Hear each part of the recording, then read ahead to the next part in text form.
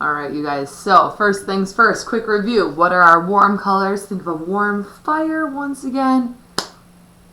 What are they? Red, orange, yellow, right? All right, next, cool colors. What are those? We're thinking about sitting by a cool lake, dipping our toes in some cool water, sitting on the grass. So what colors do we see there? Blue, green, violet, right? So thinking about that. And then next, our next thought is gradient. So what is a gradient? What does that mean? So a good way to think of it is like a transition from one color to the next. So sort of like when you see like something that's ombre, right? Transitions from one color to the next. Or a sunset transitioning from one color to the next, where you can't really tell where one color ends and the next one begins. And we're going to be using our color wheel to do this. So colors that are next to each other on that gradient in order to make this project. So we got to practice that, right? And we have this exercise in color gradation sheet that you guys got. You actually should have two. So that's what we're going to be working with. You can see I've already done my blue to green, and here's what I want you to notice. This is an exercise. This is practice. This is not your finished project. So I want you to practice color gradation. I'm not really worried right now about making it look real pretty inside the lines. What I'm looking for is going from one color, so that's the blue, and then you slowly transition. So I'm looking down the middle here to the green, or whatever it says here, okay?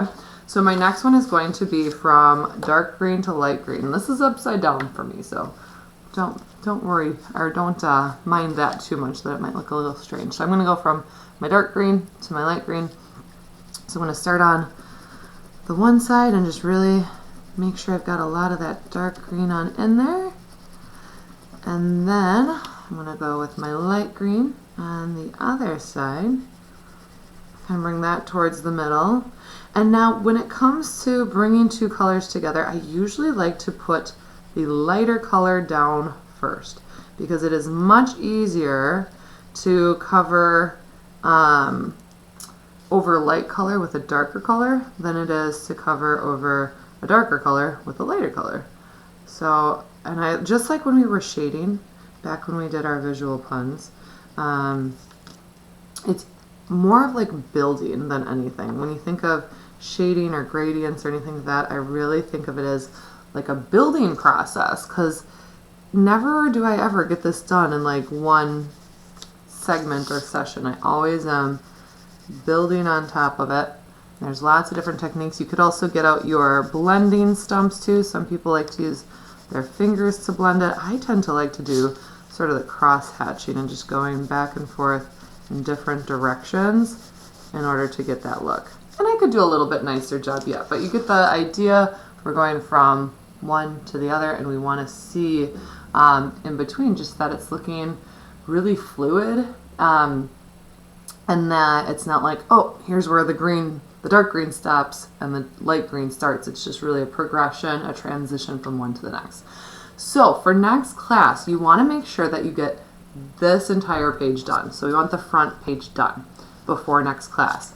We also want to just get a start on our Dragon Eye practice sheet.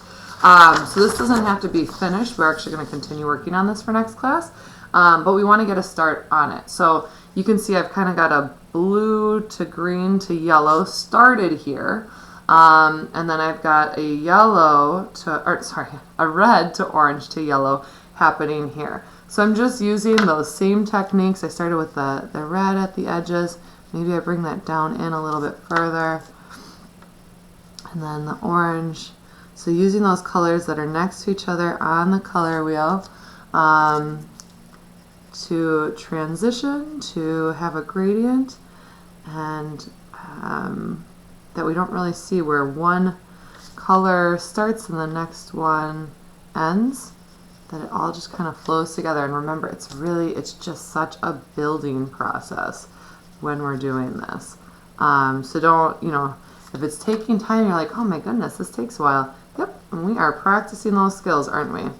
So once again, you can try different colors within each segment, kind of like in our puns as well, where we had, we kind of focus on one little section at a time. We're going to do the same thing with our gradients as well.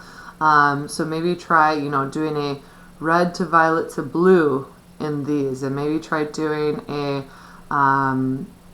orange to yellow in here, whatever you choose to do, okay?